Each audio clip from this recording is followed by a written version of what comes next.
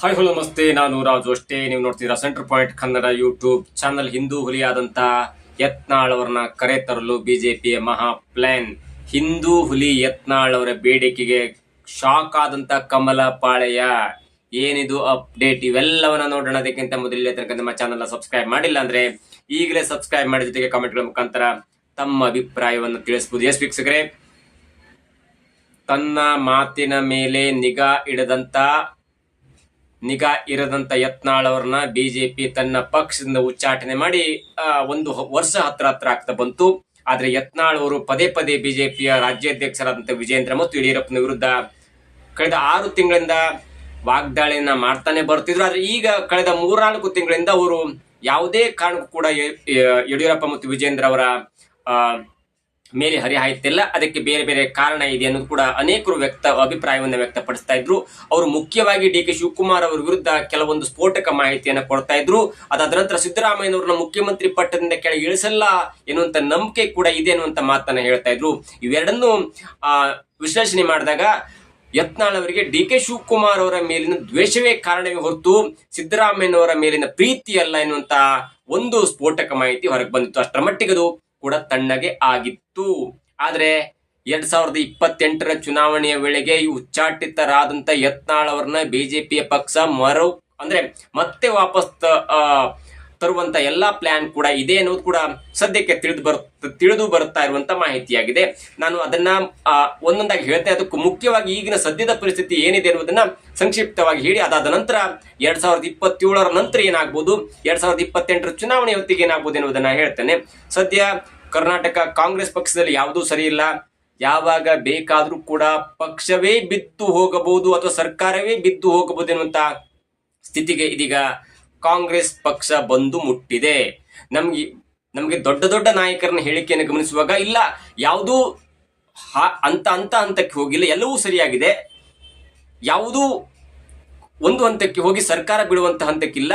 ಎಲ್ಲವೂ ಕೂಡ ಸಿದ್ದರಾಮಯ್ಯನವರು ಒಂದು ದಿನ ಡಿಸೈಡ್ ಮಾಡಿ ಮತ್ತು ನಮ್ಮ ಪಕ್ಷಕ್ಕೆ ಅಥವಾ ನನಗೆ ಸಿಎಂ ಪಟ್ಟವನ್ನು ಕೊಡ್ತಾರೆ ಎನ್ನುವಂತ ಹೇಳಿಕೆಯನ್ನ ಡಿ.ಕೆ. ಶಿವಕುಮಾರ್ ಅವರು ಕೊಡ್ತಾ ಇದ್ರು ಕೂಡ ಆ ಕಡೆ ಸಿದ್ದರಾಮಯ್ಯನವರ ಬಣ ರೊಚ್ಚಿಗೆದ್ದು ನಿಂತ್ಬಿಟ್ಟಿದೆ. 20-22 ಸಿದ್ದರಾಮಯ್ಯನವರ ಬಣದ MLAಗಳು ಫಾರಿನ್ ಟ್ರಿಪ್ಗೆ ಹೋಗ್ಬಿಟ್ಟಿದ್ದಾರೆ. ಅದು ಎಷ್ಟರ ಮಟ್ಟಿಗೆ ಕೆಲವೊಂದು MLAಗಳಿಗೆ ಬೇಸರ ತರಿಸಿದೆ ಅಂದ್ರೆ, ಉತ್ತರ ಕನ್ನಡದ ಉಸ್ತುವಾರಿ ಸಚಿವರಾದಂತ ಮತ್ತು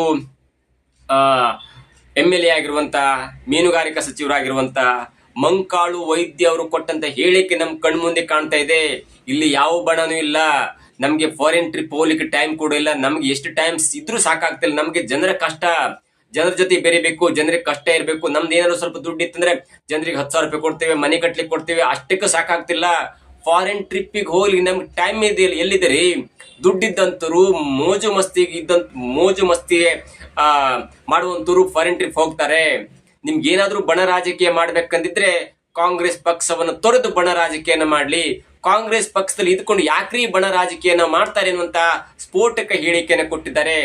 ಅದು ಸುಖ ಸುಮ್ಮನೆ ಕೊಟ್ಟದಲ್ಲ, ಅವರಿಗೆ ಅರ್ಥ ಆಗಿದೆ ಕಾಂಗ್ರೆಸ್ ಪಕ್ಷದಲ್ಲಿ ಕೂಡ ಬಣ ರಾಜಕೀಯ ಆಗ್ತಾ ಇದೆ ಮತ್ತು ಯಾವಾಗ ಬೇಕಾದ್ರೂ ಕೂಡ ಸರ್ಕಾರ ಬಿದ್ದು ಹೋಗುವಂತ ಒಂದು ಹಂತಕ್ಕೆ ಬಂದಿದೆ ಎನ್ನುವುದು ಇದೀಗ ಎಲ್ಲವೂ ಕೂಡ ಅರ್ಥ ಆಗ್ತಿದೆ. ನಾನು ಇದನ್ನು ಯಾಕೆ ಹೇಳ್ದೆ ಅಂದ್ರೆ, ಒಂದ್ ಕಡೆ ಬಿಜೆಪಿ ಕೂಡ 2027-2028ಕ್ಕೆ ದೊಡ್ಡದಾದಂತ ತಯಾರಿಯನ್ನು ಮಾಡ್ಕೊಂಡಿದೆ. ನೋಡಿ, ಇಲ್ಲಿ ಏನಾಗಿದೆ ಅಂದ್ರೆ, ಒಂದು ಕಾಂಗ್ರೆಸ್ ಇದೆ, ಮತ್ತೊಂದು ಬಿಜೆಪಿ ಇದೆ. ಕಾಂಗ್ರೆಸ್ ಪಕ್ಷ ಗೆದ್ದು ಬಂದಿದ್ದೇ ಗ್ಯಾರಂಟಿಯಿಂದ ಅಂತ ಹೇಳ್ಬೋದು. ಪಕ್ಷ ನೆಲಕಚ್ಚಿದಾಗ ಅಥವಾ ಯಡಿಯೂರಪ್ಪನವ್ರನ್ನ ಕೆಳಗಿಳಿಸಿ ಬೊಮ್ಮಾಯಿಯವ್ರನ್ನ ಸಿಎಂ ಮಾಡಿದಾಗ ಎಲ್ಲೋ ಒಂದ್ ಕಡೆ ಬಿಜೆಪಿಯ ಮತದಾರರು, ಅದು ಹಿಜಾಬ್ ಆಗಿರ್ಬೋದು ಅಥವಾ ಹಲಾಲ್ ಕಟ್ ಆಗಿರ್ಬೋದು, ಎಲ್ಲದರಿಂದ ಬೇಸತ್ತಂತ ಜನ, ಜೊತೆಗೆ ಗ್ಯಾರಂಟಿಯನ್ನು ನಂಬ್ಕೊಂಡಂತ ಜನ ಕಾಂಗ್ರೆಸ್ಗೆ ಮತ ಹಾಕಿದ್ರು. ಯಾವ ಲೆವೆಲ್ಗೆ ಮತ ಹಾಕಿದ್ರಂದ್ರೆ 136 ಸೀಟನ್ನ ಗೆಲ್ಲಿಸಿಕೊಂಡು ಇತಿಹಾಸವನ್ನ ಮರುಕಳಿಸುವಂತೆ ಅದು ದಾಖಲೆಯ ಮಟ್ಟದ ಗೆಲುವನ್ನ ಕಾಣ್ತು.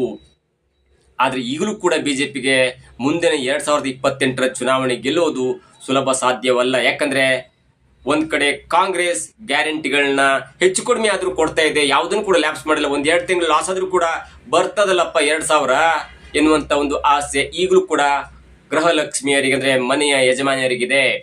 ಜೊತೆಗೆ ಬಿಜೆಪಿಯನ್ನು ಕಂಪೇರ್ ಮಾಡಿದ್ರೆ ಬಿಜೆಪಿ ಹತ್ರ ಯಾರು ಕೂಡ ಯಡಿಯೂರಪ್ಪ ಅವರ ನಂತರ ಒಂದು ಸ್ಟ್ರಾಂಗ್ ಲೀಡರ್ಶಿಪ್ ಕೂಡ ಇಲ್ಲ. ಹಾಗಾಗಿ ಇರುವ ಪಕ್ಷವನ್ನ ರಿಪೇರಿ ಮಾಡಬೇಕು. ಯಾವಾಗ ಅಂದ್ರೆ 8 ಅಂದ್ರೆ 2012ರಲ್ಲಿ ಬಿಜೆಪಿ ಪಕ್ಷವನ್ನ ತೊರೆದು ಕೆಜೆಪಿಯ ಪಕ್ಷವನ್ನ ಕಟ್ಟಿದಾಗ ಯಡಿಯೂರಪ್ಪನವ್ರಿಗೆ ಯಾವ ತರ ಲಾಸ್ ಆಯ್ತು, ಅಥವಾ ಬಿಜೆಪಿ ಯಾವ ತರ ಲಾಸ್ ಆಯ್ತು, ಅದರ ಮುಖಾಂತರವಾಗಿ ಕಾಂಗ್ರೆಸ್ ಯಾವ ತರವಾಗಿ ಗೆದ್ದಿತ್ತು, ಅಥವಾ ಸಿದ್ದರಾಮಯ್ಯನವರು ಮುಖ್ಯಮಂತ್ರಿ ಆಗ್ಲಿಕ್ಕೆ ಪರೋಕ್ಷವಾಗಿ ಯಡಿಯೂರಪ್ಪನವರು ಸಹಾಯ ಮಾಡಿದ್ದನ್ನು ಅಥವಾ ಪರೋಕ್ಷವಾಗಿ ಕಾರಣಕರ್ತರೇನು ಕೂಡ ನಮ್ಮ ಕಣ್ಮುಂದೆ ಕಾಣ್ತದೆ. ಇದರ ಮಧ್ಯೆ ಬಿಜೆಪಿ ತನ್ನ ಪಕ್ಷವನ್ನು ರಿಪೇರಿ ಮಾಡಬೇಕು ಅಂದ್ರೆ ಈಗಾಗಲೇ ಜೆಡಿಎಸ್ ಜೊತೆ ಮೈತ್ರಿ ಇದೆ. ನಿಖಿಲ್ ಕುಮಾರಸ್ವಾಮಿ ಅವರು ಹೇಳಿಕೆ ಮೇಲೆ ಹೇಳಿಕೆಯನ್ನು ಕೊಡ್ತಾ ಇದ್ದಾರೆ ಮತ್ತು ಕುಮಾರಸ್ವಾಮಿ 2028ಕ್ಕೆ ಮುಖ್ಯಮಂತ್ರಿ ಆಗ್ತಾರೆ ಅನ್ನುವಂತ ಹೇಳಿಕೆಯನ್ನ ಕೊಟ್ಟು ಒಂದು ವೇಳೆ 30ರಿಂದ 35 ಸೀಟ್ ಬಂದ್ರೂ ಕೂಡ ಬಿಜೆಪಿ ಪಟ್ಟವನ್ನ ತೊರೆದು ನಾವು ಕಾಂಗ್ರೆಸ್ ಜೊತೆ ಸೇರಿ ಮುಖ್ಯಮಂತ್ರಿ ಪಟ್ಟದ ಬೇಡಿಕೆಯನ್ನು ಇಡ್ತೇವೆ ಅನ್ನುವಂತ ಒಂದು ಪರೋಕ್ಷ ಹೇಳಿಕೆಯನ್ನು ಕೊಟ್ಟಿದ್ದಾರೆ. ಅದರ ಮುಂದುವರೆದ ಭಾಗವಾಗಿ ಆ ಯುವ ಮುಖಂಡರಲ್ಲಿ ಗಲಾಟೆ, ಪ್ರೀತಂ ಗೌಡ ಆಗಿರ್ಬೋದು, ಬೇರೆ ಬೇರೆ ಅಥವಾ ನಿಖಿಲ್ ಕುಮಾರಸ್ವಾಮಿ, ನಾರಾಯಣ್ ಗೌಡ ಅವರ ಮಧ್ಯೆ ದೊಡ್ಡದಂತ ಫೈಟ್ ಕೂಡ ನಡೀತಾ ಇದೆ.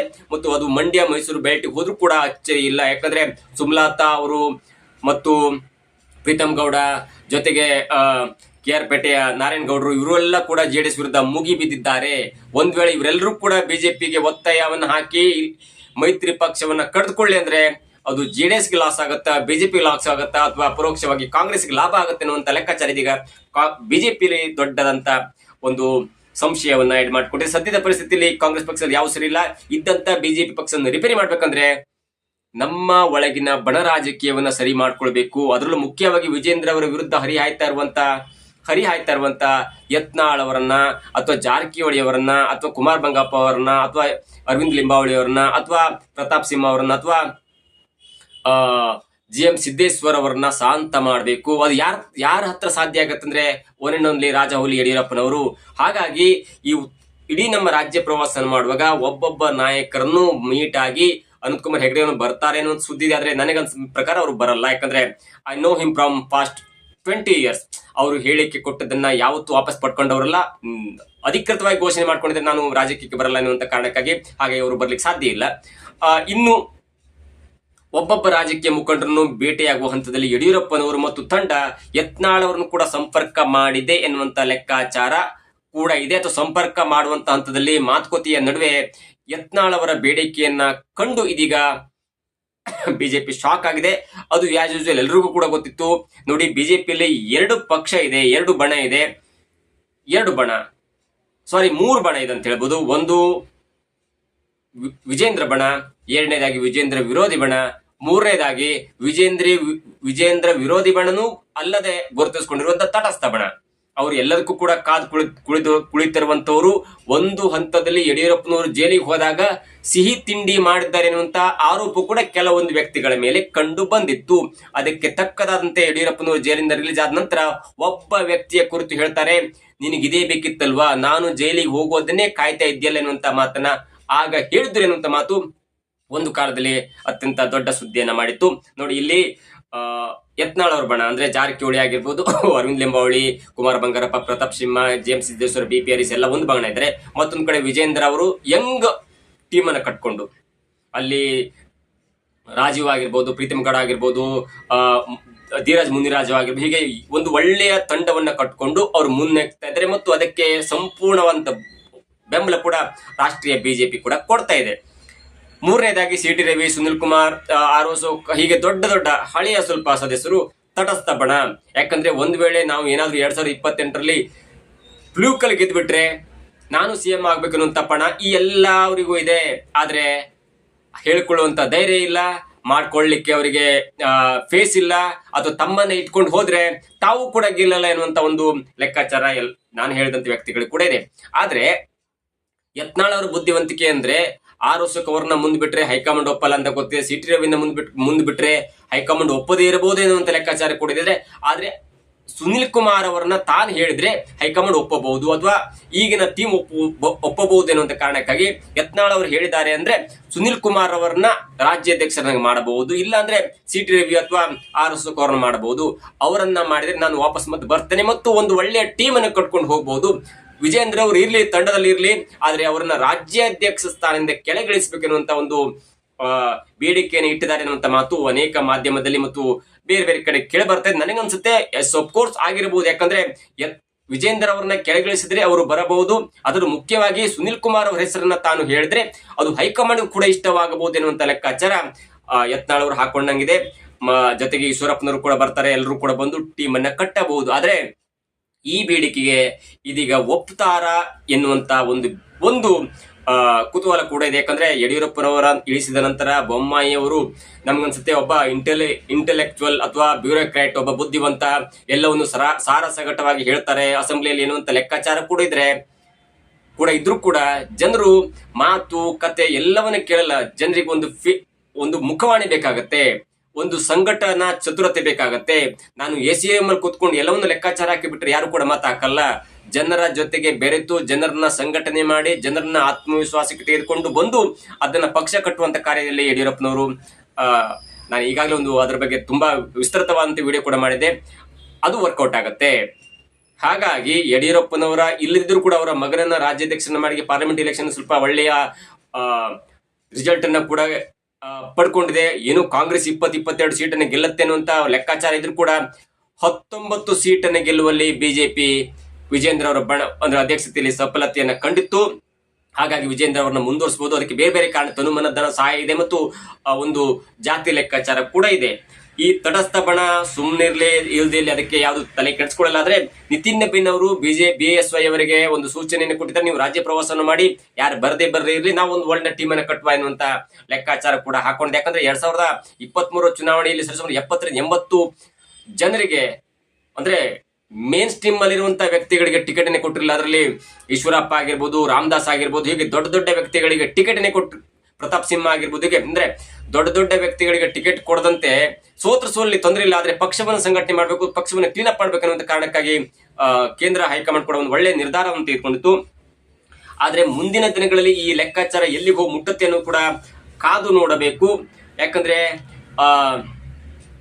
ವಿಜೇಂದ್ರ ಅವರಿಗೆ ದೊಡ್ಡ ಪ್ಲಸ್ ಅಂದ್ರೆ ನಾನು ಹೇಳಿದಾಗೆ ಒಂದು ಯಡಿಯೂರಪ್ಪನವರ ಬ್ಯಾಕ್ ಗ್ರೌಂಡ್, ಯಡಿಯೂರಪ್ಪನವರ ಪಕ್ಷ ಕಟ್ಟಿದ ಹಿಸ್ಟ್ರಿ, ಜೊತೆಗೆ ಅಪ್ಪನ ಒಂದು ಬುದ್ಧಿವಂತಿಕೆ ಮಗನಿಗೂ ಕೂಡ ಇದೆ. ಮಗ ಕೂಡ ಒಂದು ಪಕ್ಷ ಕಟ್ಟುವಲ್ಲಿ ತನಗೆ ಕೊಟ್ಟಂತ ಒಂದು ಬೇರೆ ಬೇರೆ ಬೈ ಎಲೆಕ್ಷನ್ ಅಲ್ಲಿ ಗೆಲ್ಲಿಸಿದಂತ ರೀತಿ ಆಗಿರ್ಬೋದು, 2024 ಪಾರ್ಲಿಮೆಂಟ್ ಅಲ್ಲಿ ನಡೆದುಕೊಂಡಂತ ರೀತಿ, ಜೊತೆಗೆ ಲಿಂಗಾಯತ ಕಮ್ಯುನಿಟಿ ಒಬ್ಬ ಮುಂದಿನ CM ಕ್ಯಾಂಡಿಡೇಟ್ ಎನ್ನುವಂತ ಒಂದು ಲೆಕ್ಕಾಚಾರ, ಯಡಿಯೂರಪ್ಪನವರ ಒಂದು ಬ್ಯಾಕ್ ಗ್ರೌಂಡ್, ಮತ್ತೆ ರೆಡ್ಡಿ ಅವರ ಒಂದು ದೊಡ್ಡದಾದಂತ ಸಪೋರ್ಟ್ ಇದೆ ವಿಜೇಂದ್ರ ಅವರಿಗೆ. ಯಾಕಂದ್ರೆ ರೆಡ್ಡಿ ಅಂದ ಕೂಡಲೇ ಯಡಿಯೂರಪ್ಪನವರ ಆಪ್ತರು ರೆಡ್ಡಿ, ಶ್ರೀರಾಮುಲು ಬೇರೆ ಬೇರೆ ಪಕ್ಷ ಕೊಟ್ಟರು ಕೂಡ ಅವರ ವಿರುದ್ಧ ಒಂದೇ ಬಿಜೆಪಿ ಮೋದಿಗೆ ಎಲ್ಲರನ್ನೂ ಬೈದ್ಕೊಂಡ್ಬಿಟ್ಟಿದ್ರು ಅವರು. ಆದ್ರೆ ಯಡಿಯೂರಪ್ಪನವರನ್ನ ಒಂದೇ ಒಂದು ಶಬ್ದದಿಂದ ಬೈದಿರಲಿಲ್ಲ.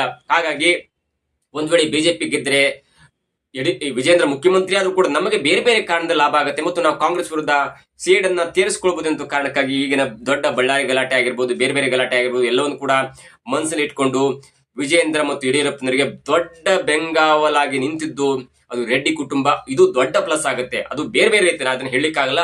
ಒಂದು ತನುಮನ ಧನ ಸಹಾಯ ಎಲ್ಲವನ್ನೂ ಕೂಡ ಇಟ್ಕೊಂಡ್ರು ಕೂಡ ವಿಜೇಂದ್ರ ಅವರು ಕೂಡ ಅಷ್ಟೇ ದೊಡ್ಡ ಸಪೋರ್ಟ್ ಇದ್ದಾರೆ ಬಿಜೆಪಿಗೆ. ಜೊತೆಗೆ ರೆಡ್ಡಿ ಕುಟುಂಬ ಕೂಡ ಅಷ್ಟೇ ದೊಡ್ಡ ಸಪೋರ್ಟ್ ಇದ್ದಾರೆ. ನಾನು ಒಬ್ಬ ಒಳ್ಳೆ ವ್ಯಕ್ತಿ ಮಾತಾಡ್ತೇನೆ ಅಂದ ಕಾರಣಕ್ಕಾಗಿ ನನಗೆ 10 ಓಟ್ ಕೂಡ ಬೀಳಲ್ಲ. ಪಕ್ಷದ ಸಂಘಟನೆ ಅಂತ ಬಂದ ಕೂಡಲೇ ಜನಾರ್ದನ್ ರೆಡ್ಡಿ, ವಿಜೇಂದ್ರ, ಯಡಿಯೂರಪ್ಪ ಇವರೆಲ್ಲರೂ ಕೂಡ ಪಕ್ಷದ ಸಂಘಟನೆ ಮಾಡಬಹುದು. ಮತ್ತು ಇದೀಗ ಬಳ್ಳಾರಿ ಕೂಡ ತಮ್ಮ ಬಿಜೆಪಿ ತಕ್ಕಿಗೆ ಬರಬೇಕೆನ್ನುವಂತ ಕಾರಣಕ್ಕಾಗಿ ರೆಡ್ಡಿ ಕುಟುಂಬ ಒಂದಾಗಿದೆ. ಜೊತೆಗೆ ಶ್ರೀರಾಮುಲು ಕೂಡ ಸೇರಿದ್ದಾರೆ. ಇವರೆಲ್ಲ ಕೂಡ ರಾಜ್ಯ ಪ್ರವಾಸ ಮಾಡಿದ್ರೆ ಒಂದೊಳ್ಳೆ ರಿಸಲ್ಟ್ ಬರಬಹುದು. ಆದ್ರೆ ಯತ್ನಾಳ್ ಅವರ ಈ ಬೇಡಿಕೆ ಹೈಕಮಾಂಡ್ ಪರಿಗಣನೆ ಮಾಡುತ್ತಾ ಅಥವಾ ಯತ್ನಾಳ್ ಅವರನ್ನ ಸೇರಿಸಿಕೊಳ್ಳುವಂತ ಪ್ರಯತ್ನಕ್ಕೆ ಮುಂದಾಗಿ ಮುಂದಿನ ದಿನಗಳಲ್ಲಿ ಯಾವೆಲ್ಲ ಒಂದು ಲೆಕ್ಕಾಚಾರ ಮಾಡುತ್ತೆ. ಆದ್ರೆ JDS ನ ಹೊರತುಪಡಿಸಿ ನಮ್ಮ ಪಕ್ಷದವನ್ನು ಕಟ್ಟಬೇಕೆನ್ನುವಂತ ಕಾರಣಕ್ಕಾಗಿ ಶ್ರೀರಾಮುಲು, ರೆಡ್ಡಿ, ವಿಜೇಂದ್ರ ಎಲ್ಲರೂ ಕೂಡ ಯತ್ನಾಳ್ ಅವರ ಜೊತೆ ಮಾತನಾಡಲಿಕ್ಕೆ ರೆಡಿ ಇದ್ದಾರೆ. ಮತ್ತು ಮುಂದಿನ ದಿನಗಳಲ್ಲಿ ನೀವು ಬಿಜೆಪಿ ಬನ್ನಿ ಆದ್ರೆ ಯಾವುದೇ ಒಂದು ಬಿಜೆಪಿ ವ್ಯಕ್ತಿಗಳ ವಿರುದ್ಧ ಮಾತನಾಡಬಹುದು ಎನ್ನುವಂತ ಕಂಡೀಷನ್ ಹಾಕಿ ಬಿಜೆಪಿ ಸೇರಿಸಿಕೊಳ್ಬಹುದು, ಅಥವಾ ವಿಜೇಂದ್ರ ಅವರ ಜೊತೆ ಒಂದು ಸುತ್ತಿನ ಮಾತುಕತೆ ಆಡಿ ಯತ್ನಾಳ್ ಅವರು ಬರಬಹುದು. ಮುಂದಿನ ಒಂದು ಹಂತದಲ್ಲಿ ಯಾವೆಲ್ಲ ಡೆವಲಪ್ಮೆಂಟ್ ಆಗುತ್ತೆ, ದೊಡ್ಡ ದೊಡ್ಡ ನಾಯಕರ ಜೊತೆ ಮಾತುಕತೆಯಾಗಿ ಯತ್ನಾಳ್ ಅವರು ಬರ್ತಾರ ಇಲ್ವಾ, ಇವೆಲ್ಲವೂ ಕೂಡ ಕಾಲವೇ ಉತ್ತರ ಕೊಡಬೇಕಾಗಿದೆ. ಆದ್ರೆ ಸದ್ಯದ ಮಾಹಿತಿಯ ಪ್ರಕಾರ ಸುನಿಲ್ ಕುಮಾರ್ ಅವರನ್ನ ರಾಜ್ಯಾಧ್ಯಕ್ಷರಾಗಿ ಮಾಡಿದ್ರೆ ನಾನು ಬರ್ತೇನೆ ಎನ್ನುವಂತ ಮಾತನ್ನು ಹೇಳಿ ಇದೀಗ ಹೈಕಮಾಂಡ್ಗೂ ಕೂಡ ಒಂದು ದೊಡ್ಡದಂತ ಒಂದು ಶಾಕ್ ಕೊಟ್ಟಿದ್ದಾರೆ ಅಂತ ಹೇಳ್ಬೋದು. ಇದಾಗಿತ್ತು ಇವತ್ತಿನ ವಿಶೇಷ. ನೋಡ್ತಾ ಇರಿ centre point Kannada YouTube channel.